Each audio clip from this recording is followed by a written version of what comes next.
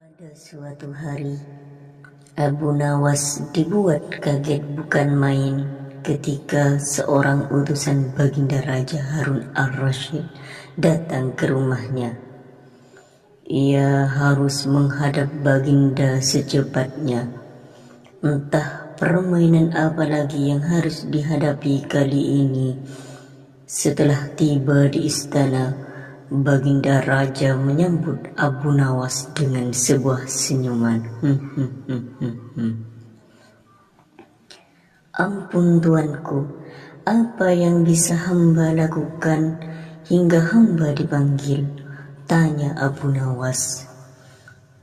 Aku hanya menginginkan engkau menangkap angin dan memenjarakannya, jawab Baginda Raja pada saat itu. Karena angin tak bisa dilihat, tidak ada benda yang lebih aneh dari angin. Tidak seperti halnya air, walaupun tidak berwarna tetapi masih bisa dilihat. Sedangkan angin tidak.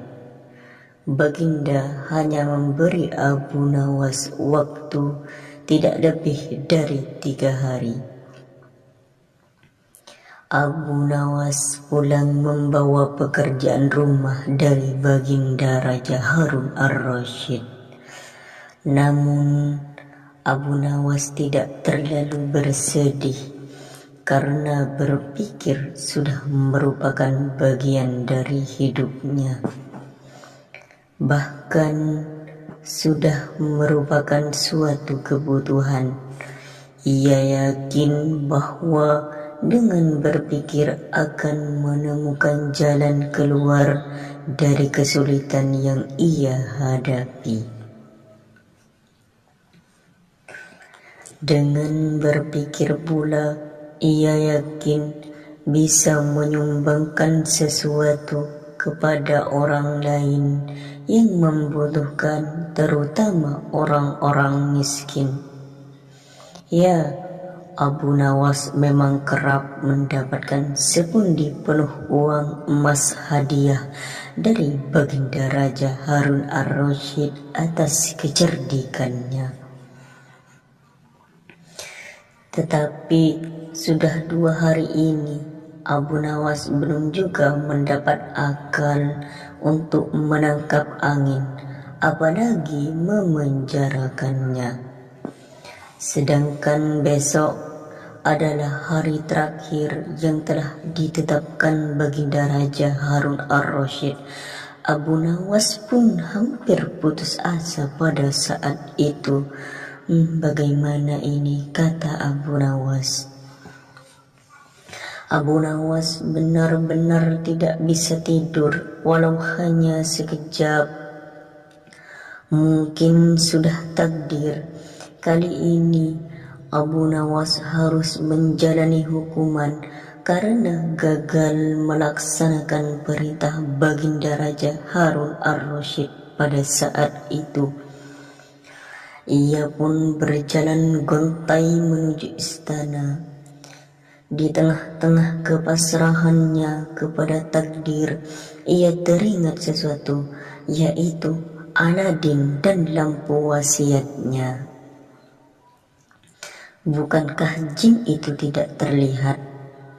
Abu Nawas pun bertanya pada diri sendiri. Ia berjingkrak girang dan segera berlari pulang. Sesampainya di rumah, ia secepat mungkin menyiapkan segala sesuatunya, kemudian menuju istana. Di pintu gerbang istana, Abu Nawas langsung dipersilahkan masuk oleh para pengawal karena Baginda Raja Harun ar-Rasyid sedang menunggu kehadirannya. Dengan tidak sabar, Baginda langsung bertanya kepada Abu Nawas, "Sudahkah engkau berhasil memenjarakan angin, hai Abu Nawas?" tanya Baginda Raja Harun ar-Rasyid pada saat itu juga. "Sudah, Paduka yang mulia," jawab Abu Nawas dengan muka berseri-seri sambil mengeluarkan botol yang sudah disumbat. Kemudian Abu Nawas menyerahkan botol itu dan Baginda pun menimbang-nimbang botol tersebut. "Mana angin itu, hai Abu Nawas?" tanya Baginda. "Di dalam tuanku yang mulia raja," jawab Abu Nawas penuh rasa hormat. "Aku tak melihat apa-apa," kata Baginda Raja lagi. "Ampun tuanku, memang angin tidak bisa dilihat, tetapi bila Paduka ingin tahu angin, tutup botol itu harus dibuka terlebih dahulu," kata Abu Nawas menjelaskan. Setelah tutup botol dibuka, Baginda mencium bau busuk, bau kentut yang begitu menyengat hidung. "Bau apa ini, hai Abu Nawas?" tanya Baginda marah. "Hai Abu Nawas, bau apa ini?" "Ampun tuanku yang mulia Raja Harun ar-Rasyid, tadi hamba buang angin dan hamba masukkan ke dalam botol. Hamba takut angin yang hamba buang itu keluar, maka hamba memenjarakannya dengan cara menyumbat mulut botol," kata Abu Nawas ketakutan. Mendengar penjelasan Abu Nawas, Baginda Raja pun tidak jadi marah karena penjelasannya memang masuk akal. "Hehehehehe, kau memang pintar Abu Nawas," puji Baginda Raja. "Tapi jangan keburu tertawa dulu. Abu Nawas masih memiliki kata-kata yang ingin ia sampaikan kepada Baginda Raja."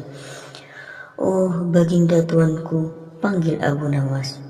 Jawab Baginda, "Ya Abu Nawas." "Hamba sebenarnya cukup pusing memikirkan cara melaksanakan tugas memenjarakan angin ini," keluh Abu Nawas saat itu. "Lalu apa maksudmu Abu Nawas? Hamba minta ganti rugi. Kau hendak memeras seorang raja?" "Oh bukan begitu Baginda." "Lalu apa maumu?" kata Raja Harun ar-Rasyid saat itu dengan nada marah. "Baginda harus memberi saya hadiah berupa uang sekedar untuk bisa belanja dalam 1 bulan. Kalau tidak, tantang Baginda. Kalau tidak, hamba akan menceritakan kepada khalayak ramai bahwa Baginda telah dengan sengaja mencium kentut hamba," tantang Abu Nawas. "Hah?"